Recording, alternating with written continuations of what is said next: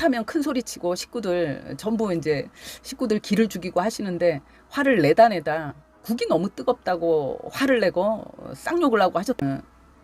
돈이라도 벌어다 주고 이럴 땐 그야말로 필요가 있을 땐 식구들이 비유라도 맞춰주고 절절. 이 화가 왜 가정 안에서 생길까? 오늘 왜 가족들에겐 이렇게 화를 잘 낼까?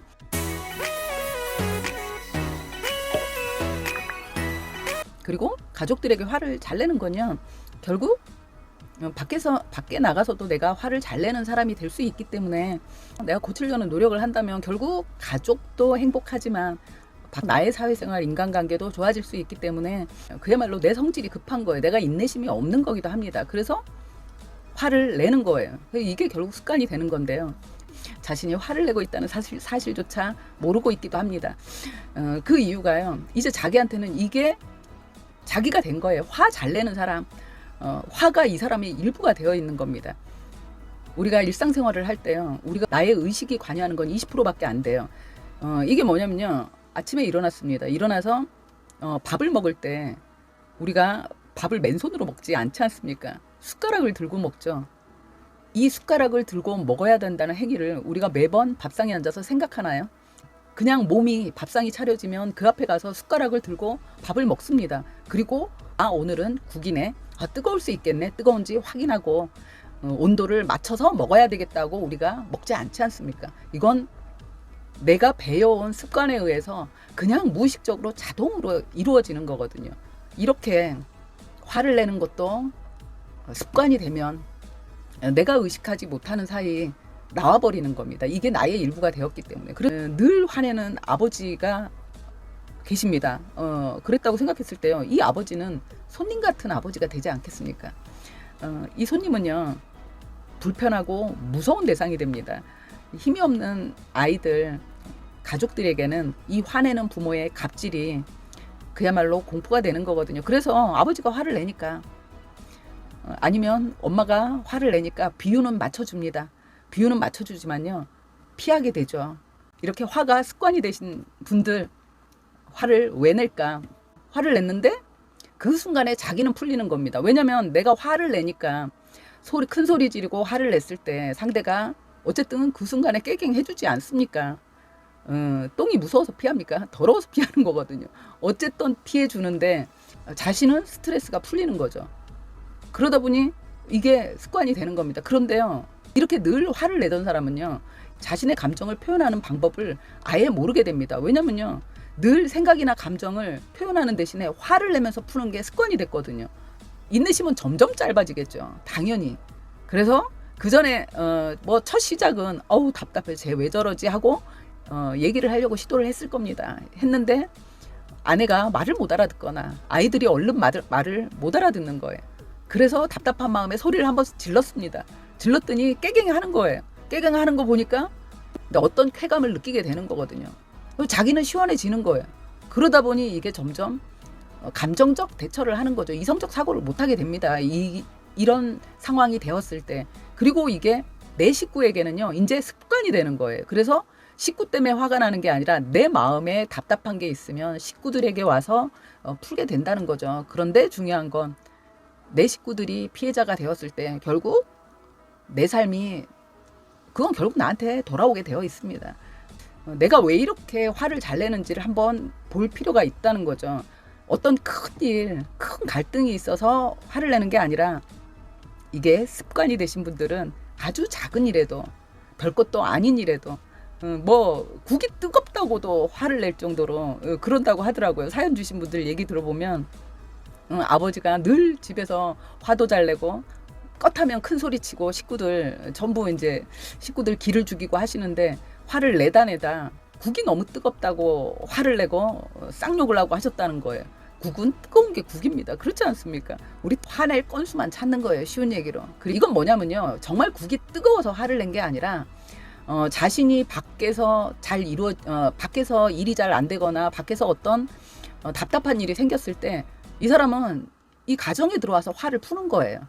그 스트레스를 집에 와서 푸는 겁니다. 왜냐면 집에 와서 자기가 이렇게 화를 내고 소리를 질렀을 때 덤비는 사람이 없거든요. 자식이고 부인이고. 왜냐면 돈을 벌어오는 사람이기 때문에 또 시작하는구나 하고 그냥 피해 줍니다. 그런데 이 사람은 그걸 모르는 거예요. 모르고 식구들이 자신이 가해자가 되고 식구들이 피해자가 된다는 사실을 인지를 못하는 거죠. 이 사람에게 가정은요, 밖에서 일이 안 될 땐 와서 자신은 스트레스를 풀고 해소를 하고 밖에 돈을 벌러 나갈 수 있을지 모르지만 이 식구들에겐 자신 한 사람으로 인해서 이 가정이 지옥이 되는 건데 그걸 모를 수 있다는 겁니다. 그리고 자신이 돈이라도 벌어다 주고 이럴 땐 그야말로 필요가 있을 땐 식구들이 비유라도 맞춰주고 절절매는 척이라도 해주지만 결국 사회에서 은퇴하고 정말 가정으로 돌아와서 정말 정신적인 지주가 필요한 노후에 결국 정서적 외톨이가 될 수밖에 없지 않겠습니까? 가정 안에서부터. 그랬을 때 그 노후가 너무 쓸쓸하고 외로운 노후가 될 수밖에 없다는 거죠. 그런데 이렇게 가정 내에서 정서적으로 고립되면요. 고립이 뭡니까? 말할 사람도 없고 누가 내 얘기 들어주지도 않고 멍청하게 텔레비나 보다가 결국은 치매가 오겠지만 그 젊어서부터 가족들에게 함부로 하고 욕이나 했던 노인네 누가 모시고 싶을까요? 슬픈 노후가 되겠죠. 이게 결국 나를 위해서 내가 이렇게 화를 잘 내고 있으면 이걸 한번 돌아볼 필요가 있고 꼭 한번 생각을 해보자. 그래서 결국은 이건 누구를 위해서가 아닙니다. 내 자신을 위해서 내가 한번 보는 겁니다. 내가 왜 화를 내는지. 그런데 보통 이렇게 화를 잘 내는 분들은요, 그냥 자신의 신경을 거슬리는 그 어떤 것이든 아니면 외부에서 스트레스가 쌓여서 왔을 경우는 그야말로 식구들 숨 쉬는 소리까지 짜증나게 들린다고 하더라고요. 그건요, 그게 짜증이 나는 게 아니라 내가 화를 낼 건수를 찾고 있는 거거든요. 이건 가족이라는 이름이 정말 너무 아까운 관계지 않습니까? 나를 불편하게 하는 어떤 문제가 생길 때마다 나는 화를 내는 사람이고 내가 소리부터 커진다라는 생각이 든다면 내가 화내고 있는 이유가 뭔지 한번 보시는 거예요. 그러면 그렇게 큰 일이 아니라는 거죠. 그냥 말 한마디만 할 수 있는 건데 내가 그렇게 하고 있을 수가 있습니다. 그게 뭐냐면요. 지금 당장 나를 화나게 했다는 그 자체, 니들이 내 식구들이 나를 중요하게 생각 안 하고 나를 떠받들어 주지 않아서 나를 신경 쓰지 않아서 내가 이렇게 화가 날 수 있는 상황을 만들었다라고 내가 생각하고 있을 수 있는 거거든요. 이 얘기는요, 가정도 함께 조율해서 가는 작은 사회입니다. 그런데 내가 여기서 대장이 되고 싶은 거예요. 내가 대장 노릇을 하고 싶은 거거든요. 왜냐하면 나는 화를 내면서 지배를 해왔단 말이에요. 이게 습관이 된 거예요. 그런데 이건요, 결국 독재자가 있으면 그 국민은 국민이 아니라 피해자가 되는 거거든요. 그런데 내가 그걸 하고 있는 겁니다. 그런데 중요한 건 그 타인은 내 가족이고 내겐 너무 소중한 사람이기 때문에 우리는 어쨌든 피를 나눴기 때문에 가장 내가 조금만 노력하면 어마무시한 사랑을 서로가 주고받을 수 있는 어마어마한 관계지 않습니까? 천륜이라는 이름으로 어떻게 하면 내 식구들에게 진짜 사랑을 줄 수 있을까? 그 사랑을 주는 방법이 뭘까? 제가 늘 말씀드리지만요. 사랑을 주기 위해선 내가 먼저 나를 사랑해야 합니다. 내가 나를 귀하게 소중하게 대할 줄 아는 사람이 남에게도 그 사랑을 온전하게 줄 수 있는 거거든요. 늘 내가 소리를 지르고 내가 화를 냈을 때 식구들이 고개를 숙이고 깨갱하고 그 순간 내가 화내는 순간 내 기분을 맞춰주려고 절절매는 모습을 보이고 있다면요. 나는 가해자입니다. 그리고 조만간 식구들에게서 내가 결국 배척당할 수 있는 거기 때문에 이럴 땐 말씀드렸다시피 내가 왜 화를 내고 있는지 화가 나오는 그 순간에 그 화가 난 원인을 한번 생각해 보시라는 겁니다. 그랬을 때요. 정말 별것도 아닐 수 있어요. 나는 그냥 습관적으로 화를 내는 사람인 겁니다. 근데 나는 내가 나의 감정, 나의 생각을 내가 말로 할 줄을 모르는 거예요. 나는 안 해봐서요. 그래서 나의 그런 표현력은요. 3살 아이인 겁니다. 3살 아이의 표현력을 가지고 나이만 먹어서 어른으로 앉아서 다른 어른들에게 화를 내고 있는 걸 수 있어요. 그걸 한번 꼭 돌아보시고 그럼 어떡하지? 이건 내가 나를 온전하게 사랑하고 있지 못한 거고 내가 나를 온전하게 사랑하고 있지 못한 건 뭐냐면요.